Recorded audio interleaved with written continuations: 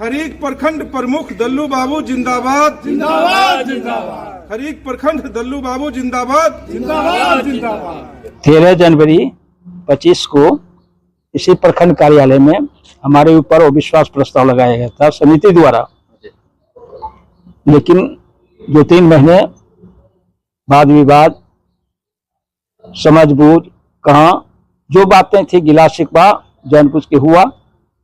उसके बाद हम सुप्रीम कोर्ट गए, सुप्रीम कोर्ट ने आदेश दिया स्टे का, फिर मंथन हुआ विकास कार्यों का। गिला शिकवा जितना था, जो भी असंतोष था, जिन भी बातों पर हमारे ऊपर आरोप लगा था, मैंने उसका खंडन किया, संतोष पर जवाब दिया।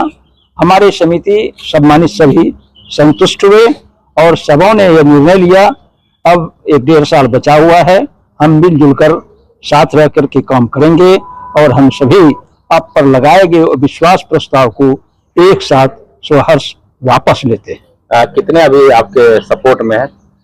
13 लगाया था, 12 हमारे सपोर्ट में।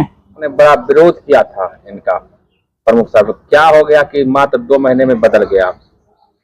जी, आपने बहुत अच्छा हमसे सवाल किए। आपको आपके चैनल से इससे पहले भी मैंने जनता को ये बात बताया था, मैंने विरोध नहीं किया था। मैंने ये बताया था कि मैं अपने समितियों के साथ हूँ, समूह के साथ हूँ, टीम के साथ हूँ।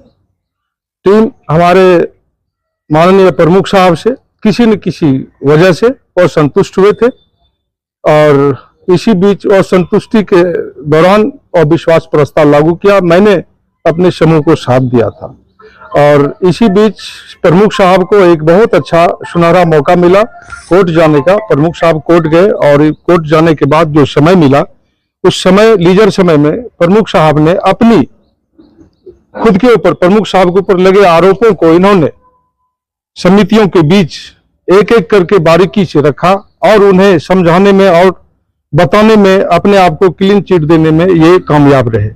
जब इनकी ये अपनी कमियों को दूर करने में सक्सेस हैं, तो हम लोग फिर पुनः अपने टीम के साथ प्रमुख साहब को उनके स्थानों पर हम उनके कुर्सियों को काबिज रखने में सभी लोगों का सहयोग, पूरे टीम के साथ सहयोग कर रहे हैं और उनके साथ हैं।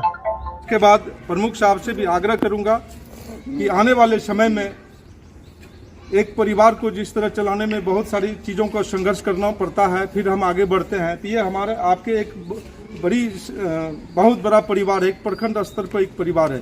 इस परिवार को चलाने में यदि हमारे परिवार के सदस्यों से कुछ त्रुटियां हो जाए तो उन्हें अनदेखी करके आगे बढ़ने का काम करेंगे, न कि उन पर हम अड़े रहे।